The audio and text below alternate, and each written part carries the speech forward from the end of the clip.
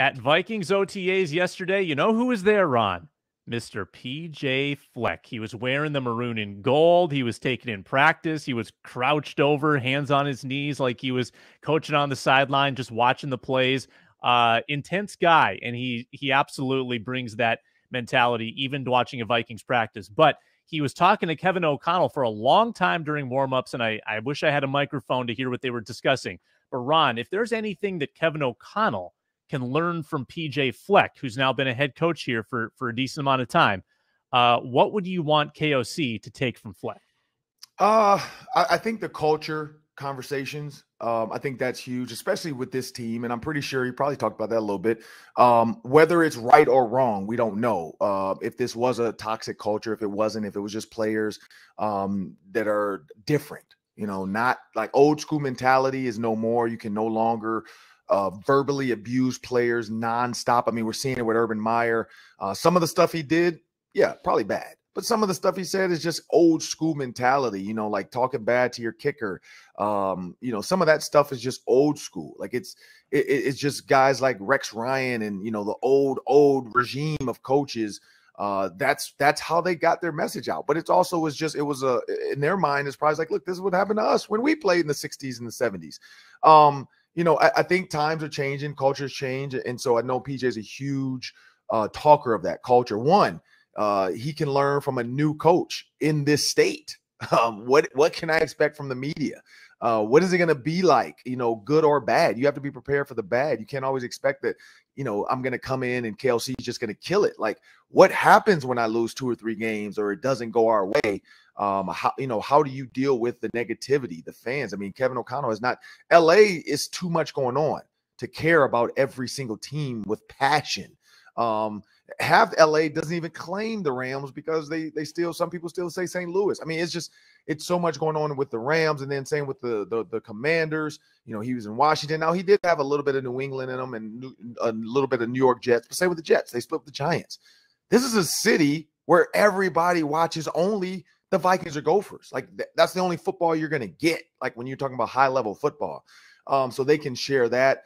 His energy daily, that's needed in this sport now with these young guys where, everything's about 30-second clips on Instagram. You got to keep these guys dialed in every second. So, yeah, I think you can take that from PJ, learn about the culture, and then learn how to overcome adversity in this state specifically, because he's overcome adversity. But this state is tough to navigate, and PJ's, I think, figured it out. So, yeah, I think KOC can learn from him that way.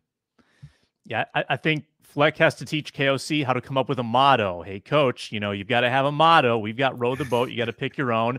But there's a Viking ship outside the stadium. Sail the ship, anchor the ship. Something about aquatic travel, I think, is the way to go. I've got another Vikings question for you. So we talked to Keenan McCardell yesterday, the wide receivers coach, and he said that he once in a while will show a clip from his own career in the wide receivers room. And then the guys give him a hard time and they fine him for living back in the day and doing that. But we had a good laugh about it. Anyway, I'm thinking, Ron, if you could show a play from your career to the Vikings receivers room, what play would you show them? Well, first I'd have to figure out how to get it digitally. Like, back in 2002 up to 2004, it wasn't like it is now. But once I found the VHS tape, or the CD, I guess it is on CDs. I'd have to go to Ohio State. Like, honestly, like Ohio State was probably, and not like, it wasn't like great routes. Like I watched it back now. I'm like, man, I just was out there playing ball. I think I would show it just to show competing, doesn't have to look pretty, but just get open, 50-50 balls, go after them. Penn State too. I mean, I think I had some good ones in Penn State. But same thing. Like I think Ohio State was just, it had double moves. It had power slants. It had hitches where I got absolutely like hit hard, but jumped up, like Mike Doss, I think, hit me in the back and I kind of literally spun on the ground like I was a turtle in my shell. I was in my shell, but it was like, that was a game where I feel like I just competed. One of my touchdowns was not even the right route. Like the guy jumped the right route and I just converted it to a different route and the quarterback threw it back there. And it was just one of those things where we were on the same page. So even that, like being able to, cause I know we talked about that with Kirk Cousins, in the past is like being able to improvise, being able to change the play within the play, like Kyler Murray, like, Lamar Jackson, we hear that. So Aaron Rodgers, being able to just change the play within the play and the play's going. What's that secondary look like? And so secondary play look like, and that's what I'd show them. That would be the game I'd pull out. Did you just moss anybody though in college? Were there any big Odell Beckham like catches at any point? Oh yeah. I mean, Iowa had a couple one-handed catches. Ohio State, same thing, a fade route to the back. Iowa, we had a couple. Purdue, I definitely took it off a guy's head in Purdue.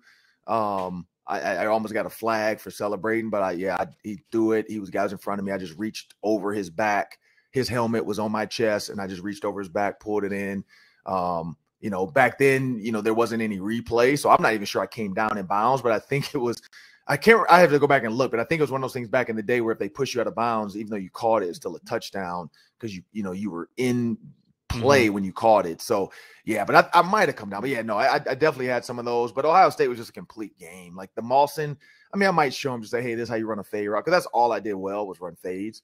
So, I mean, I did 100 of them a day after practice. Like that was my thing. So yeah, no, I would show them those. Dang, you played just before the YouTube era where they would have every play of your career on YouTube if you played like 10 years later. No. Yeah. All right. I've got some stats. Aaron Gleeman of The Athletic tweeted this out last night after the Twins lost 10-4 to the Yankees. This is the Twins' record against the Yankees over the last 20 seasons, 38 and 110. Yeah, that's a 257 winning percentage. So 1 out of 4 over a 20-year span. What more can you say about the Twins versus the Yankees, Ron? I mean, it's the same story every game, every year. Yeah, I mean, it's the Bronx Bombers. It's history. I mean, you got I feel like the Yankees are baseball. Like when you think about baseball, it's the Yankees. Like, kind of like when you used to think about football back in the day, it was always the Cowboys. Like they resonate football.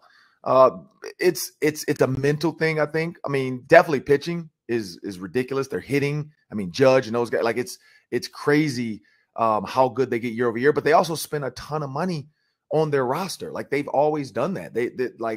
It's never been an issue to spend money on players for the Yankees. Like, I mean, you look at when they had A-Rod and Jeter. I mean, if the Twins did something like that, Minnesota would go crazy if they could get 2 big-time Hall of Famers like that on the same team, on the same side of the diamond. But and then pitch. I mean, like Mariano Rivera, all the names, Randy John. I mean, they would go out and get whoever to try to win. And that's just how they're built. Like they're built for this. They're built to go into the postseason. Their owner's like, look, I'm gonna spend a ton of money because we're gonna try to win this thing, and I don't care about that. I'm gonna get my money back in sponsorships and everything else. Some owners, they want to save. They want to be billionaires and continue to be a billionaire, and they don't want to spend a little bit. So it is what it is. They're just not. The Yankees are just a better team. They have 2 more games though, so we'll see if they can find a way to get close. But the Yankees are literally. I mean, I said this at the beginning of the year when we looked at this stretch of schedule.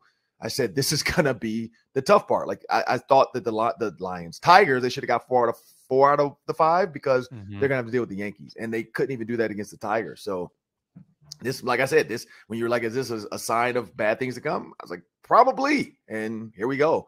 So we'll see. But the good thing is they start out fast enough that it might not hurt them that bad after they're done getting beat by the Yankees 3 times.